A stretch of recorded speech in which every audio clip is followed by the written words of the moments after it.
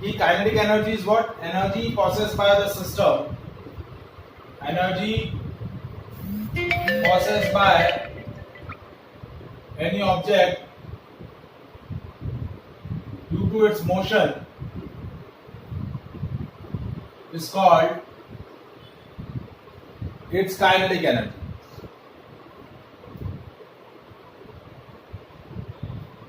Is called its kinetic. अब देखिए हमें क्या डिराइव करना है? Expression of kinetic energy. Mathematically kinetic energy का एक्सप्रेशन क्या होता है वो हमें डिराइव करना है. यस यस बेटा.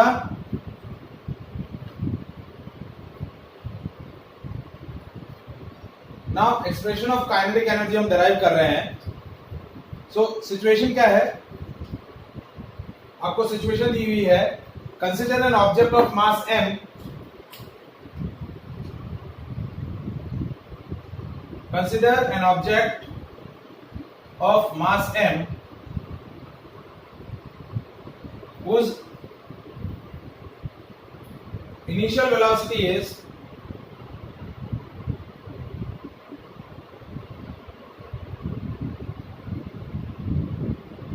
u meter per second, whose initial velocity is u meter per second. So देखिए मैं वापस से डिस्कस कर रहा हूं. लास्ट सेशन के अंदर हमने डिस्कस किया था kinetic energy, that is the energy possessed by any object due to its motion is called its kinetic energy. किसी भी सिस्टम या किसी भी ऑब्जेक्ट की उसकी मोशन की वजह से जो एनर्जी होगी वो एनर्जी क्या बोली जाएगी? Kinetic energy. क्या बोली जाएगी? Kinetic energy. अब यहाँ हमें काइनेटिक एनर्जी का मैथमेटिकल एक्सप्रेशन डिराइव करना है. तो अब हम मैथमेटिकल एक्सप्रेशन काइनेटिक एनर्जी का डिराइव कर रहे हैं. अब देखिए ये जो क्वेश्चन है ये इस चैप्टर का लॉन्ग आंसर क्वेश्चन बनता है generally. So consider an object of mass m whose initial velocity is u meter per second. उसकी इनिशियल वेलोसिटी क्या है? u मीटर पर सेकंड दे रखी है. क्या दे रखी है? u मीटर पर second. as an external force F is applied on object, changes its velocity and it becomes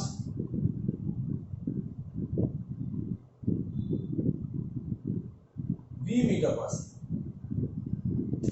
जैसे इस ऑब्जेक्ट पर हम फोर्स लगाएंगे एक्सटर्नल फोर्स तो उसकी वजह से उसकी वेलोसिटी चेंज होगी और फाइनल वेलोसिटी कितनी हो जाएगी? v मीटर पर second. Let's suppose due to application of force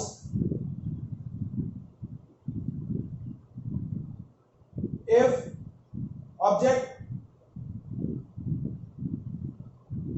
displaces by s. यदि हम ऐसा बोले कि उस फोर्स की वजह से यदि ऑब्जेक्ट डिस्प्लेस हो गया कितने अमाउंट से? s से. So work done by force क्या होगा? Is equal to W. Work done by the force क्या हो गया? W. क्या सिचुएशन दी हुई है? देखिए मैं डायग्रामेटिकली इस चीज को रिप्रेजेंट कर रहा हूं. एक ऑब्जेक्ट है जिसको फ्लोर पे रखा हुआ है. इस ऑब्जेक्ट पर जैसे मैंने फोर्स लगाया है F, तो इस फोर्स की वजह से ऑब्जेक्ट क्या हुआ? डिस्प्लेस हुआ और डिस्प्लेस होके कहां पहुंच गया? ये ऑब्जेक्ट यहां पहुंच. कितना डिस्प्लेसमेंट ट्रैवल किया? S. इस ऑब्जेक्ट की इनिशियल वेलोसिटी कितनी थी?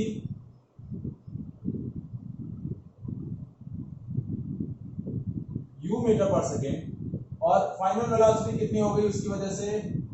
फोर्स की वजह से v मीटर पर सेकेंड. ये सिचुएशन समझ में आया बेटा?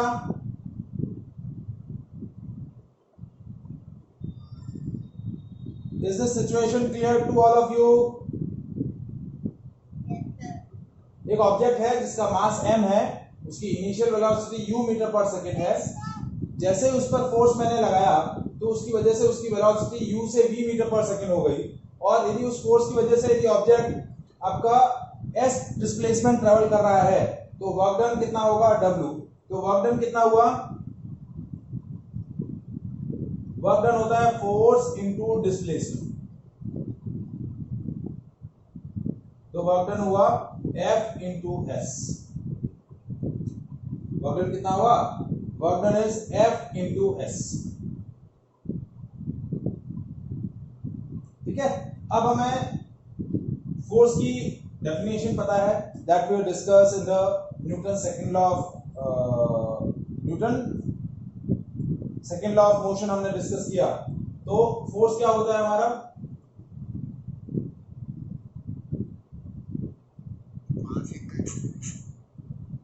Force on object is given by F is equal to mass into acceleration. क्या हो गया? Mass into acceleration. So W हो गया m into a into s। क्या हो गया? m into a into s।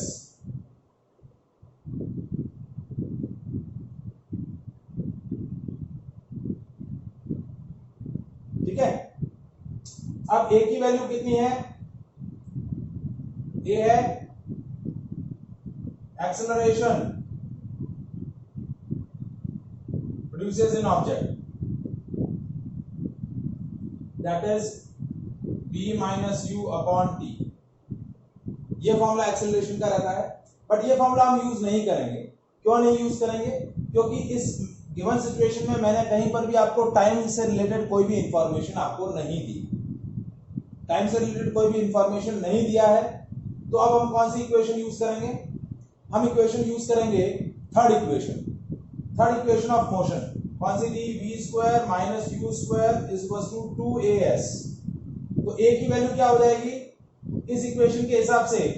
a की वैल्यू हो जाएगी v square minus u square upon 2s। ये हमारी थर्ड इक्वेशन ऑफ मोशन है।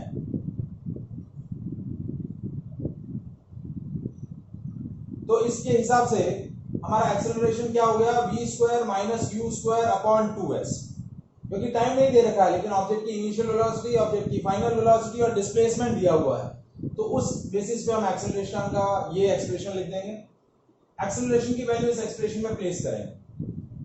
ये 1 है, ये 2। Put the value of acceleration in the equation. So W is equal to m, a की जगह रख दिया v square minus u square upon 2s।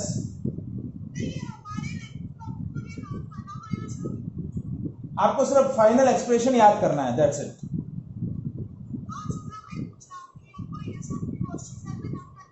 हाँ, आपको ये पूरा डराइव नहीं करना है। तो ये s से ये s कैंसिल हो गया। ठीक है, तो अब ये क्या आ गया? Work done is equal to half mv square minus half mu square. बेटा यहां तक समझ में आया? हाँ जी,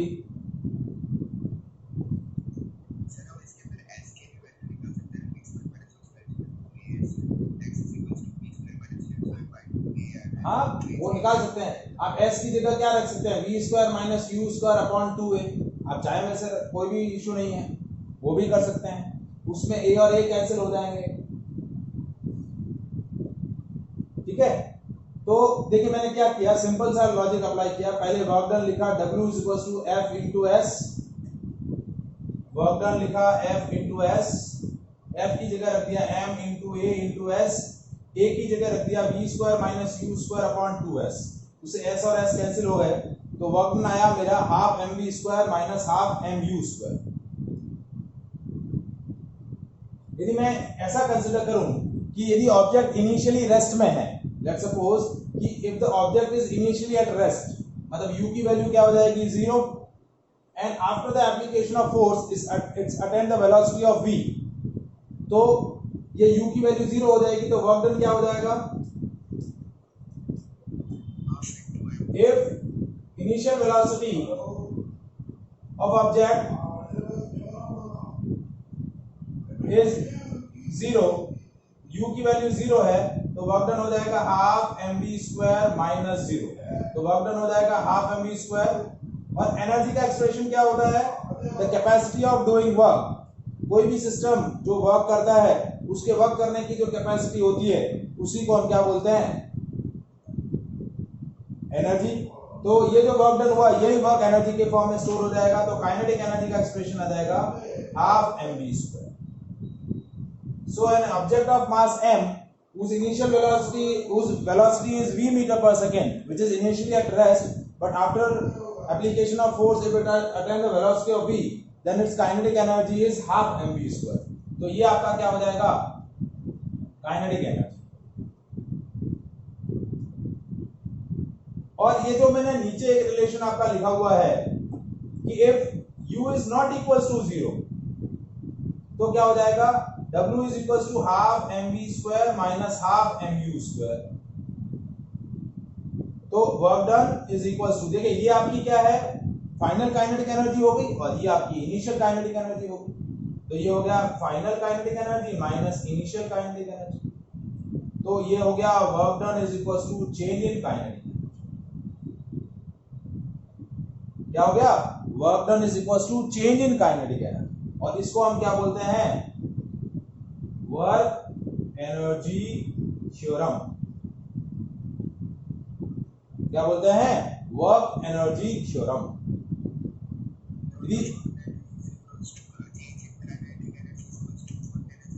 हाँ, मतलब work done is equal to change in kinetic energy, तो that is called work energy theorem.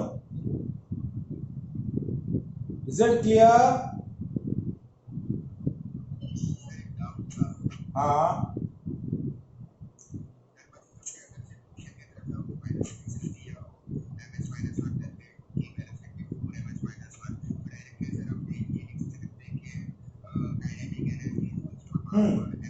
यदि आपको एक ही वेलोसिटी दी हुई है, आपको एक ही वेलोसिटी दी हुई है तो आप सिंपली ये फॉर्मूला यूज करेंगे।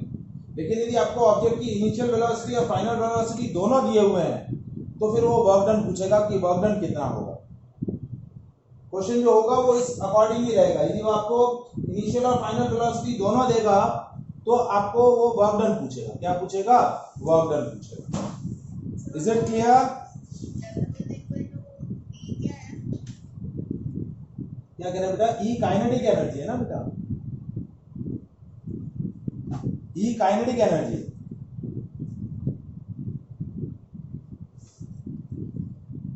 ई है काइनेटिक एनर्जी। आया समझ में?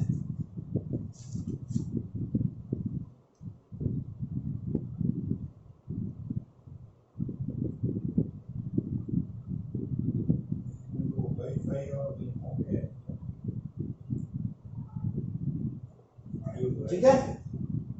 सो देखिए क्वेश्चन कैसे करना है इससे रिलेटेड। देखिए न्यूमेरिकल्स आपको मैं बता रहा हूं तो न्यूमेरिकल से आपको और क्लियर हो जाएगा कि कैसे करना है। देखिए दो फॉर्मूले याद रखने हैं, एक ये फॉर्मूला याद रखना है और एक ये फॉर्मूला याद रखना है। आपको ये दो फॉर्मूले क्या करने हैं? याद रखना। ठीक है।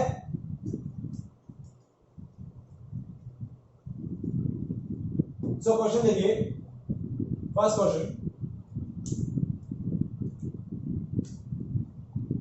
कि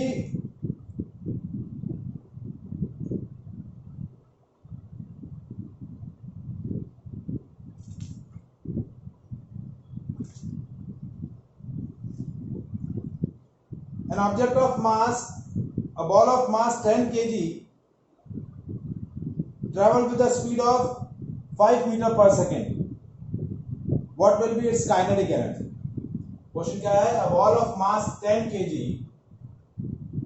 moving with a velocity of 5 meter per second. What will be its kinetic energy? तो काइनेटिक एनर्जी क्या होगा? काइनेटिक एनर्जी का फॉर्मूला होगा हाफ mv स्क्वायर। मास दिया हुआ है, वेलोसिटी दी हुई है, ठीक है। तो हमें क्या कैलकुलेट करना है? काइनेटिक एनर्जी कैलकुलेट करना है। तो ये हो जाएगा हाफ m की जगह रखेंगे 10, v की जगह 5 × ये हो गया 5 इंटू 5 दैट इज 125 जूल। कितना हो गया? 125 joule. Is it clear?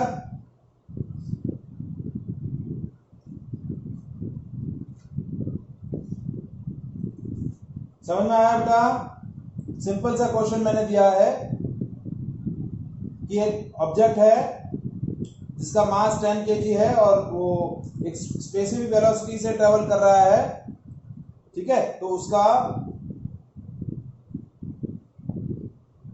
Kinetic energy कितना?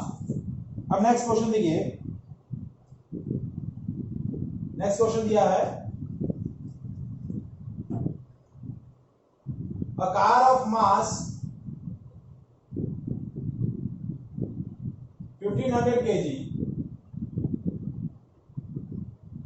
travel with the initial velocity of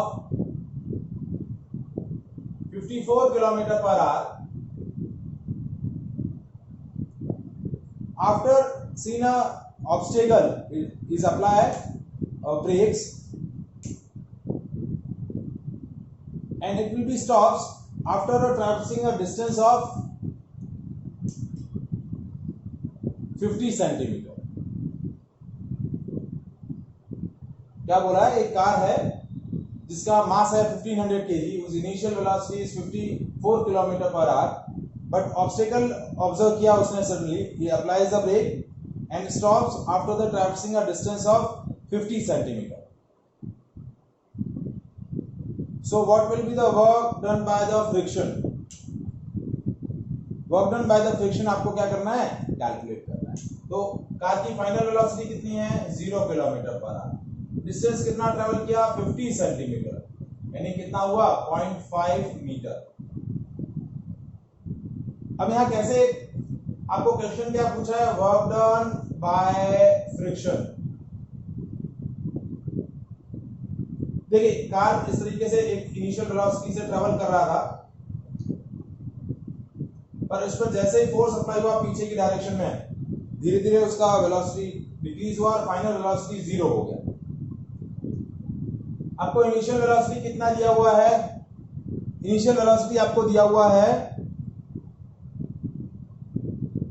आपको इनिशियल वेलोसिटी दिया हुआ है 54 किलोमीटर पर आवर। इसको मीटर पर सेकंड में कन्वर्ट करना है। 54 इंटू 5/80, ये हो गया 15 मीटर पर सेकंड। और फाइनल वेलोसिटी तो क्या हो जाएगा? 0 मीटर पर सेकंड, क्योंकि 0 किलोमीटर पर आ रहा है तो 0 मीटर पर सेकंड। तो वर्क डन होता है change in kinetic energy. Work done क्या होगा? Change in kinetic energy. अब देखिए work done is equal to half mv square minus half mu square.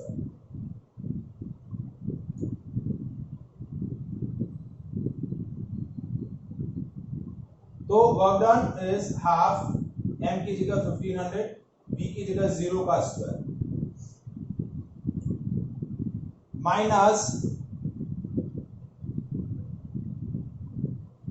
Half 1500 into 15 into 50। तो देखिए वर्क डन कितना हुआ? 0 माइनस ये हो गया 750 इंटू 225, तो वर्क डन हो गया minus 750 into 225, that much of work in negative. ये इतना वर्क डन रहेगा नेगेटिव के अंदर। Is it clear? Work done कितना आया? 750 इंटू 225 करके बताइए।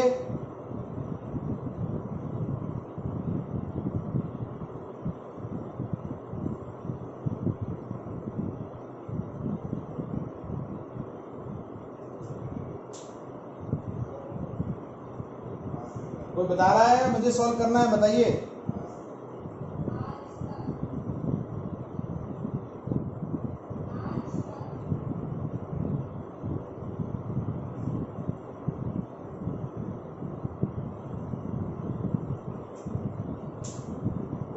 ये रहा है।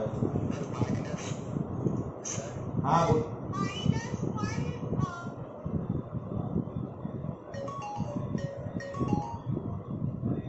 हाँ भरत, 10 मिनट बाद कनेक्ट होना है बेटा, 10 मिनट में कनेक्ट होना है। हाँ कितना आया?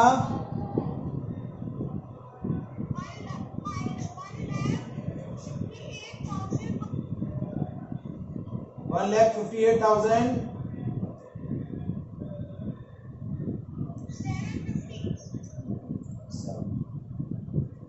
तो that much of work done is done by the force. ठीक है, तो इतना वर्क डन होगा फोर्स के थ्रू। Is it clear? क्या कह रहे हो?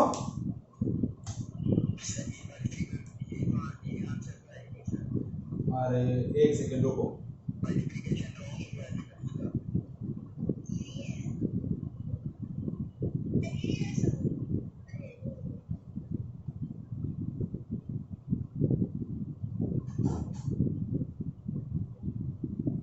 $1,68,750। हाँ 1,68,750। So that will be the work done by the force. Is it clear? ये क्वेश्चन समझ में आया? ठीक है, अब नेक्स्ट एक लास्ट क्वेश्चन मैं डिस्कस कर रहा हूं काइनेटिक एनर्जी से रिलेटेड। देखिए काइनेटिक एनर्जी के अंदर दो फॉर्मूले याद रखने। क्या कर रहे हैं? अभी स्क्रीन को क्या हुआ पता नहीं।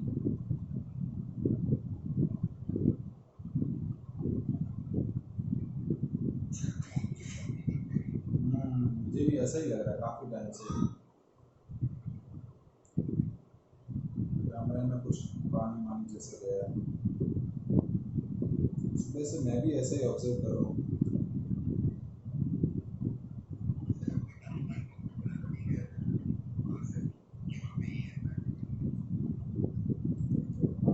बच्चे के हाथ में रहता है ना कुछ भी उसमें।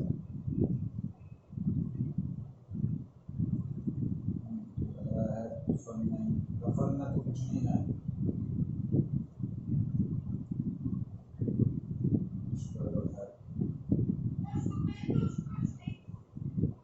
हाँ वही लग रहा है। हाँ आगे कुछ वेपर जैसा लग रहा है आगे।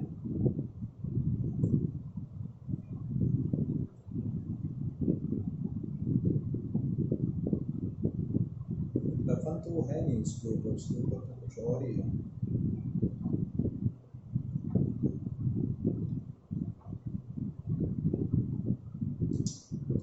चलो ठीक है।